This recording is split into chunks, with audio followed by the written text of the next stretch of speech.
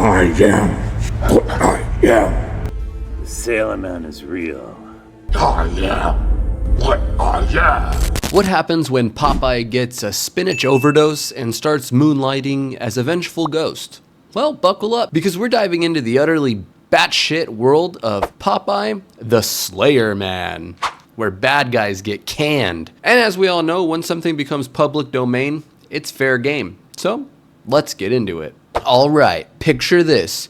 Two sketchy drug dealers, a terrified Adrienne with a bag of coke, and not the tasty drink, and an abandoned can factory that's basically haunted by the ghost of Popeye the Sailor Man.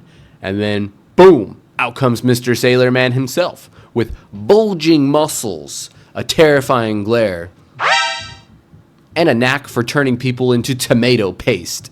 Rest in peace, drug dudes. Rest in peace. You're canned, buddy. You're canned. Honestly, though, this scene was actually very entertaining, and I'm not even joking. We also get one of the best lines in any movie ever made. I am what I am. Who writes this shit? You know what I mean? It's incredible.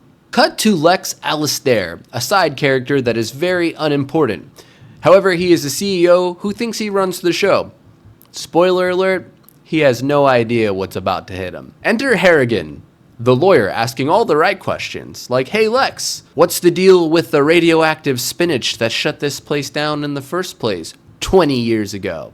However, as they're discussing this, the two of them smell pipe smoke. Because who doesn't randomly smell pipe smoke? Cue creepy security guard Angus. He's got more soon-to-die energy than a disposable horror movie character, which he is. While Lex Alistair investigates the pipe smoke, Harrigan is startled by Alistair's security guard Angus, so we get a little bit of a jump scare. What the hell, lady? In the process, she loses an important file folder. It's not good. After her and Alistair leave, Angus searches the premises and finds the drug dealer's corpses from earlier, right before he is, of course, killed by the Sailor Man. With one hell of a stomp into his head. It's fucking crazy, bro. Crazy. Now we meet Dexter and his gang of friends / victims who have terrible decisions written all over their foreheads. They're a couple of college kids who are up to no fucking good, of course. We don't sell cheeseburgers here on IOUs. Get out of here. Dexter's crush Olivia joins in because nothing says romance like filming a ghost murder documentary at an abandoned cannery. Nice. Dexter is a student at the local college and has decided to film a documentary about the legendary Sailor Man before the cannery is torn down by Lex Alistair. He's accompanied by his crush Olivia, one of his friends named Lisa, and Lisa's love interest, whose name is Seth. Oh, and let's not forget the other friend, whose name is Katie. We meet Katie at a bar where a grizzled old sailor explains to us that Sailor Man is no ghost. He's real. The Sailor Man is real. Honestly, this scene had extremely goated acting. Old Bernie, you deserve an Oscar. Sailor Man is real. And 5 bags of popcorn. Side note, Katie's boyfriend Joey is 100% that guy. He is him. He's jealous, armed, and dumber than a can of spinach. Dexter, Olivia, and Katie rendezvous with Seth and Lisa at the abandoned cannery, and they all enter the factory. However, they are followed by Katie's extremely jealous boyfriend and his friends, Jesse and Terry, who all think that Katie is sleeping and having an affair with Dexter. That's not right. Real Weenie Hut Jr. stuff. Katie decides to stay behind to monitor and link the surveillance equipment to Dexter's video cameras for his film, while the other students split into pairs to explore the building. We're gonna split up and explore different sections. Genius idea to split up, huh? Genius. Someone is killing you. Just scream. The lawyer, Harrigan, also arrives to look for her lost file folder. Hello, anyone here? But she is caught by the Sailor Man, who decides to give her a little bit of a haircut. He pulls her hair off and then crushes her to death with the plant's canning machinery. It's just absolutely brutal stuff, but we love it. We love it. So yeah, Popeye's ghost is basically just a real-life sailor who is juiced up on toxic spinach. He's out here snapping necks and crushing people with canning machines and creating human spaghetti sauce. We love it. Harrigan loses her hair and her life. We then have a plot twist, Nothing worthy of a plot twist. where we discover that the cannery was actually covering up their spinach contamination scandal. And since Popeye the Sailor Man is now public domain, he's out for revenge. Why? Because cost-cutting measures contributing to dangerous bacteria which contaminated the food. The gang discovers that the real horror here is the spinach, and the spinach wasn't just tainted, it's the original recipe for nightmare fuel.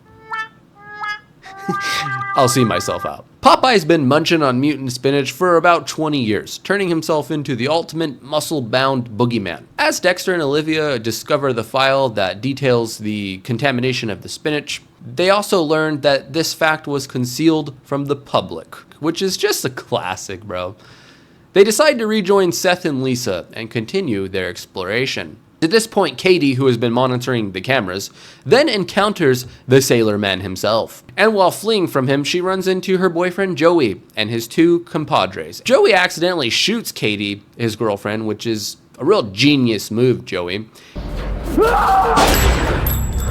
And Popeye turns Joey's two friends, Jesse and Terry, into horror movie punchlines.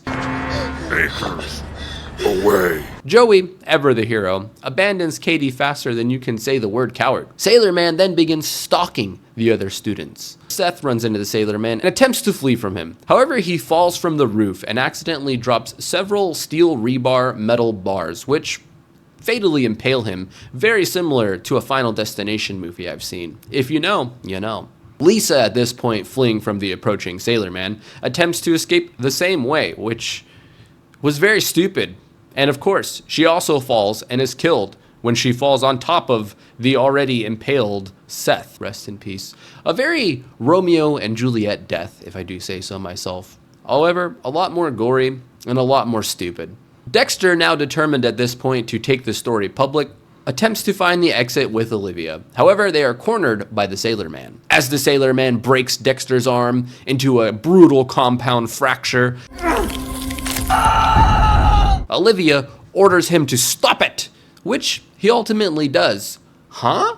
Why? What could be the reason? Well, Olivia reveals that she is actually Sailor Man and Olive Oil's daughter, It's his family. which she hadn't known about until a year ago, because this movie really just decided to say, of course she's his daughter, because why not? Why not? As she tries to reason with the Sailor Man, Joey, who has assumed that the Sailor Man has killed Katie, has gone full berserk mode, talking full guts. Not a chance. He's mine. He shoots Popeye, and it really does nothing. Popeye may be mutated and terrifying, but he's still got family values, because he lets Olivia and Dexter go free, right before he rips Joey's arm off and clubs him to death with it. It's insane. It's insane, bro. Like, it's insane. Pretty good, you know. It's good. It's good. It's really good, I guess. I guess there's that. We then go outside where Olivia and Dexter run into Katie, who Sailor Man has actually spared and has coincidentally called the police, which is probably the smartest thing anyone in this movie has done so far. As the factory is cleared of the dead bodies and searched for the Sailor Man, we see Olivia and Dexter briefly see him up above in one of the windows, where they make a promise to return and help him. But let's not forget our CEO of the year, Lex Allister. He returns to the abandoned cannery, ranting about the now canceled deal that he was working on with his lawyer earlier, who is now dead, and promises to himself that he's gonna demolish the factory, regardless of what it costs. But the Sailor Man gives Lex one final lesson. I am what I am. He is then taken by surprise by the Sailor Man and killed, of course. Kill that shady CEO. He ain't tearing down the cannery. Not while Popeye the Slayer Man, Sailor Man, public domain man is free. Roll the credits, the movie ends. The movie ends. So, was Popeye the Slayer Man worth watching? I mean, it's a B movie, so yeah, I can't really trash it too hard. It's better than some B movies I've seen. I would say about 50% of this movie was entertaining, and the other 50% is about as entertaining as you would think it would be. But there you have it, folks. Popeye the Slayer Man, a cautionary tale about the dangers of spinach, corporate greed, and making bad choices at abandoned canneries. What did we learn from this movie? Don't go into abandoned canneries. Just don't do it. Just don't do it. And don't eat 20-year-old mutated spinach unless you want to look like this guy. Holy shit. All right, that does it for me, folks. If you liked the video, remember to give it a like, dislike if you didn't, subscribe to the channel for more movie breakdowns just like this one. I upload new videos every single week. Let me know your thoughts on the movie down below in the comments. I appreciate all of the input that you guys give. And remember, stay away from the haunted cannery factories. Just trust me, you don't want to end up being Popeye's next victim. Much love to you all, and I will see you next time.